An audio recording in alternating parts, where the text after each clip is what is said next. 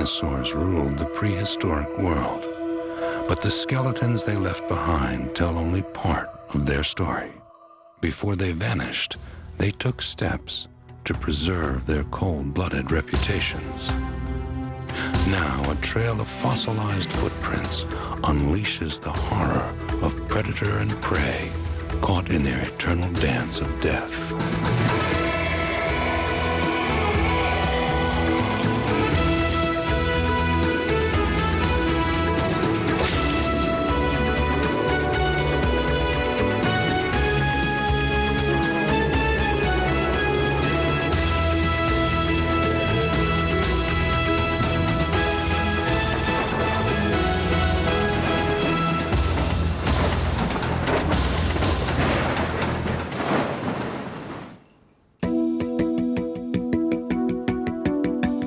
Rugged canyonlands of eastern Utah support life on a small scale. Yet once, huge herds of plant-eating giants thrived here.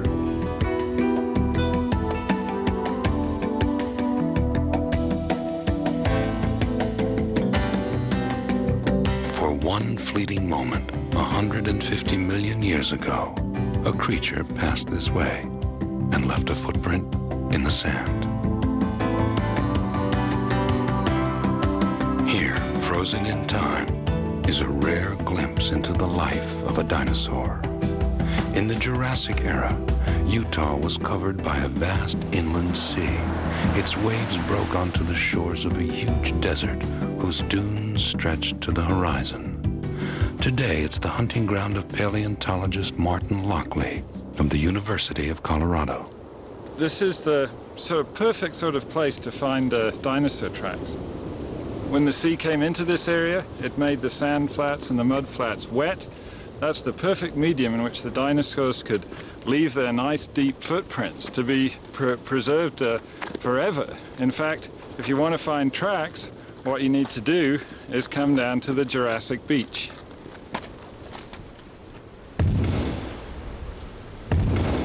Lockley has spent 10 years following in the footsteps of the dinosaurs.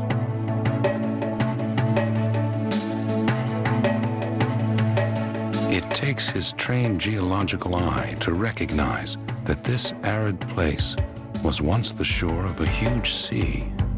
I got interested in it when I realized that there were so many unstudied trackways, particularly in the western United States.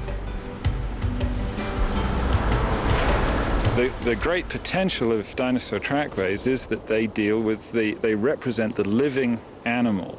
They don't represent death and decay like bones and skeletons, dead creatures. They represent the animals moving, going about their daily life in their habitat, so we can understand all aspects of, or many aspects of, individual and social behavior from this, these sort of motion pictures almost that we have of the dinosaurs in action.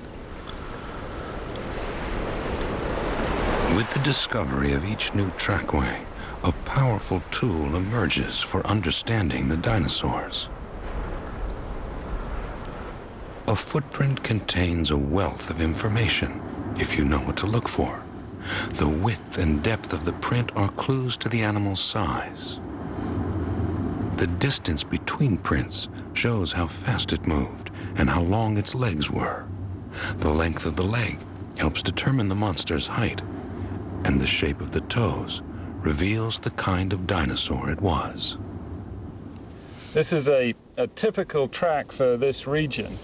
As you can see, we have 3 prominent digit impressions. It's an elongate track with a prominent heel, and it's got sharp claws or claw marks on the end of each digit. This is typical of a carnivore track. In fact, the inturned central claw impression tells us that it's a left foot. We can start to put all this information together, and we've definitely got a carnivorous dinosaur. And in this region, the typical carnivores known at this time are allosaurs. Allosaurus was a monster the height of a 2-story building. Its skull was equipped with a powerful jaw lined with dagger-like teeth designed for killing and dismembering its prey. The feet that left these impressions were also used as weapons. 3 viciously curved claws could hold down the victim and tear its flesh. Lockley has unearthed the footprints of 3 main types of dinosaurs. Carnivores like Allosaurus had 3 sharp claws. Plant-eating ornithopods like Iguanodon had 3 more rounded toes. Earth-shaking sauropods like Apatosaurus left the biggest prints, more than 2 feet across and twice the size of an elephant's print.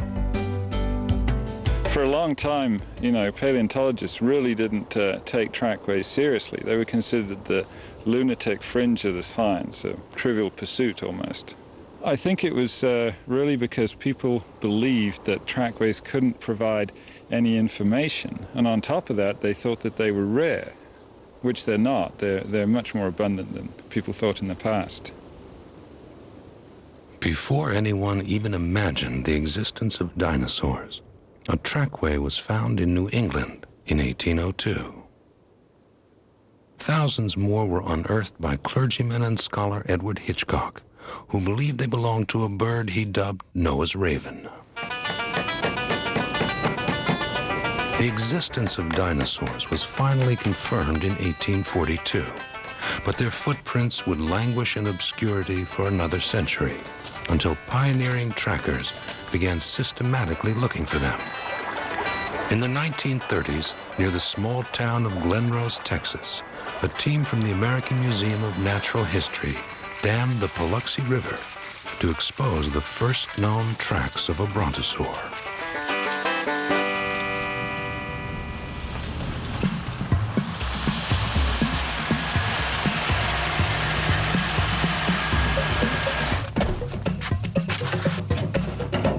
Today, dinosaur tracks are no longer considered isolated curiosities. Martin Lockley and his colleagues have unearthed millions of footprints and identified hundreds of trackways crisscrossing the American West. At Cactus Park in western Colorado, they've found a typical set of tracks exposed in a stream bed. This is the faint print of a 2-footed predator called Eubrontes, or true thunder. It passed this way almost 200 million years ago, leaving a random scattering of prints.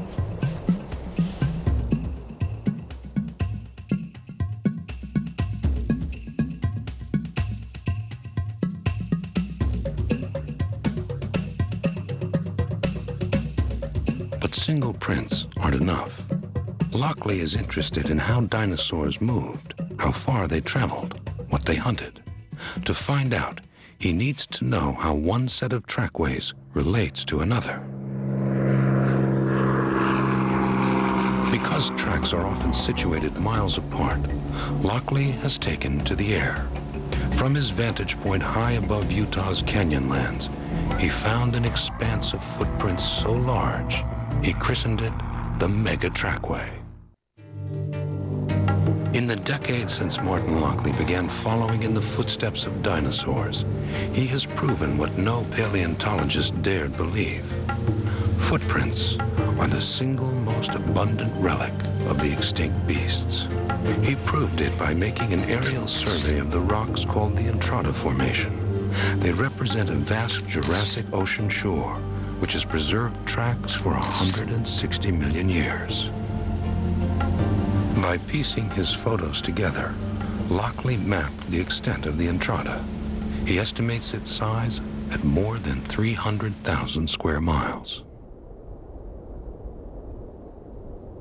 Combing through dozens of aerial photographs, Lockley found a virtual dinosaur stomping ground, the Mega Trackway.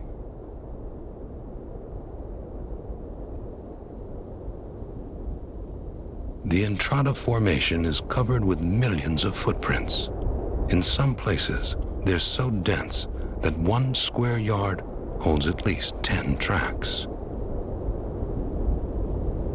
Each of these prints was made by a single species of carnivore, Allosaurus, which crossed and recrossed this landscape endlessly.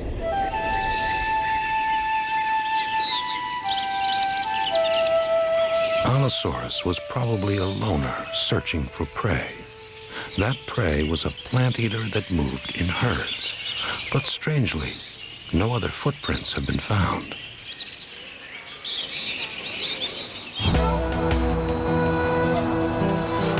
Lockley had found the hunter. Next, he went in search of the hunted. To find the missing tracks of the plant eaters, Lockley headed east to the foothills of the Rocky Mountains in Colorado.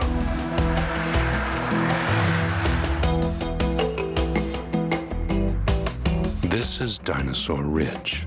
These rocks are 100 million years old. Here Lockley found fossilized ripples, telltale signs that this was once a wet, sandy shore. To dinosaur hunters, Dinosaur Ridge is one of the most remarkable discoveries ever made. The rocks contain the prints of plant eaters, all moving together, north and south. They represent a Cretaceous highway along which herds of dinosaurs migrated seasonally over thousands of miles from Wyoming to Texas. Lockley calls it the Dinosaur Freeway. In the millions of years since the Dinosaur Freeway was created, powerful tectonic forces pushed up the land to form the Rockies. Now almost half of all trackways are found on near vertical cliffs. Climbing these steep slopes can be treacherous, but for Lockley, the risk is worth it.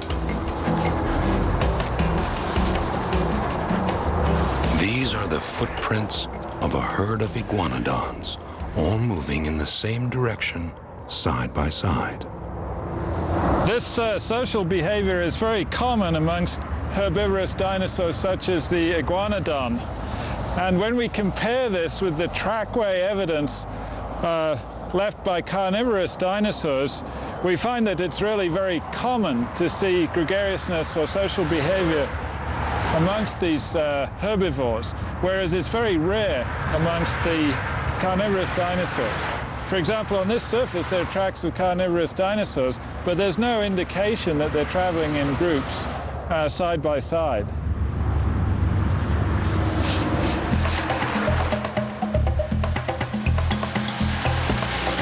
Monsters on the move, like Iguanodon, cruised the Dinosaur Freeway, driven by the constant search for food to fuel their huge bodies. As they grazed, solitary carnivores moved among them, waiting for the right moment to strike. This footprint of an unidentified two-legged meat-eating dinosaur appears alongside the print of a plant-eating iguanodon, but there's no evidence of a fight.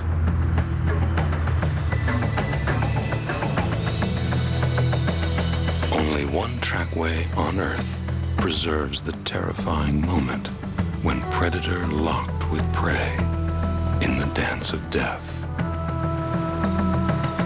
That moment has been frozen in time in Australia.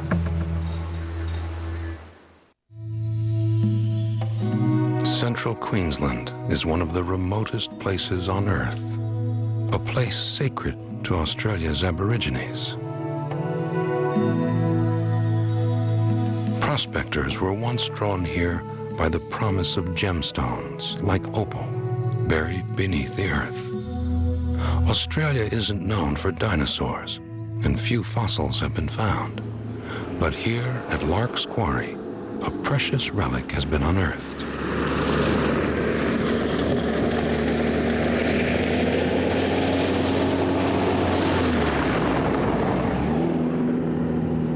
It was found by another sort of prospector, University of Queensland paleontologist Tony Thurlborn and his assistant Tim Hanley, who were first drawn to this part of the outback by their wish to find a bone. 100 million years ago, an ancient creek ran through here into a water hole. Around its muddy banks, dinosaurs gathered to drink. After a few days of digging for fossils without success, Tony Thirlborn wondered if the old opal mine might yield anything. Here in the rubble of Lark's quarry, he came across something the miners had discarded and made the discovery of a lifetime. These are superb little footprints. I mean, this is exactly the spot that a dinosaur trod. It's, if you like, an immediate contact with a dinosaur, a living one, not simply an inert skeleton in a museum. You can actually feel, as it were, or sense the movement, the behaviour, the feelings of dinosaurs, I guess. Perhaps they had emotions like humans, I don't know. But it brings dinosaurs to life, as it were, as I think skeletons never will. It's a bit thin around the edges, but we'll stiffen that up. To tease out the story hidden in the Lark's Quarry trackway, Thirlborn made latex casts of the hundreds of prints he found. Once it dries, this first coat will give us a perfect, detailed replica of the original surface. And it's nice and flexible. We can pull it out from the undercuts. Look at that. That's definitely cool. Yeah.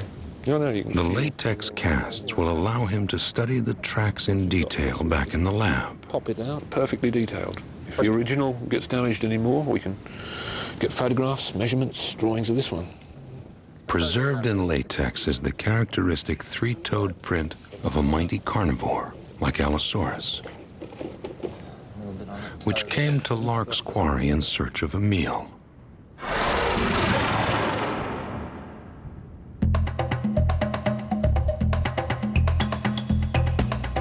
These tracks tell a silent tale, the fateful meeting between a predator and its prey. It's the only trackway on Earth preserving an event that took only a few terrifying moments to occur. The interval between life and death.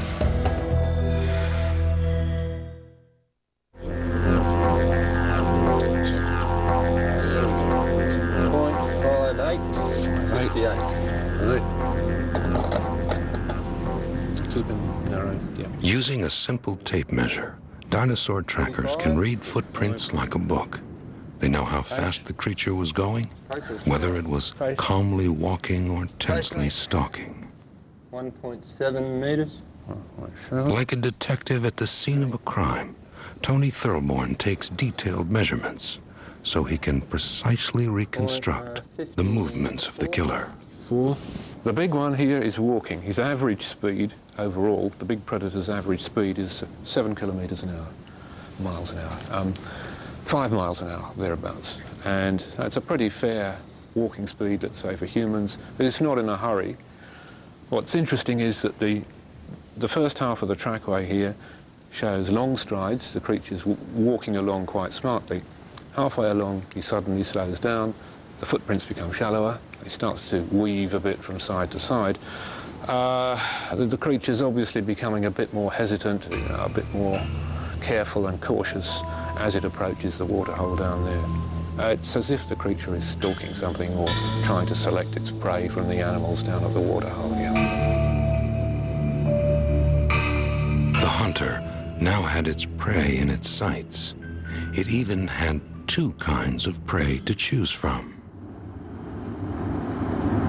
These 2 dinosaurs, the plant-eating ornithopods and the small scavenging coelosaurs, mingle harmlessly together. Meat-eaters and plant-eaters side by side, unsuspecting, as they gather around the waterhole to drink. Into this scene plunges the carnivore, hungry to snack on these bite-sized monsters. The huge predator is spotted. The trackway reveals what happened next. At least 160 small dinosaurs ran in the opposite direction over the tracks of that big predator. It looks very much, from the fact that they're all running together in the same direction, at the same time, over that predator's tracks. It looks very much as if that's an escape route, an emergency way out, and they are taking it. by their attacker with their backs to the waterhole, the terrified animals have no choice but to run straight toward the carnivore. Their tiny tracks move at full speed toward the beast that has stalked them. Cut off and panic-stricken, they charge toward the gaping jaws of the predator and certain death.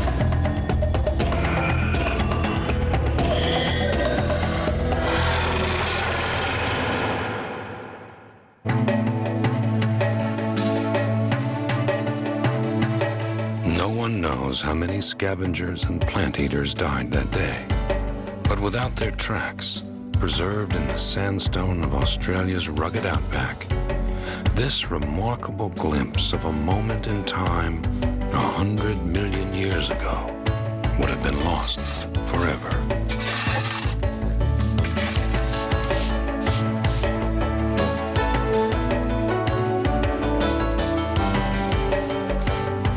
There was a time when footprints were simply footnotes to the story of the dinosaurs. But today, through the work of trackers like Tony Thirlborn and Martin Lockley, we've seen the dinosaurs come alive and let them lead us back into the distant past.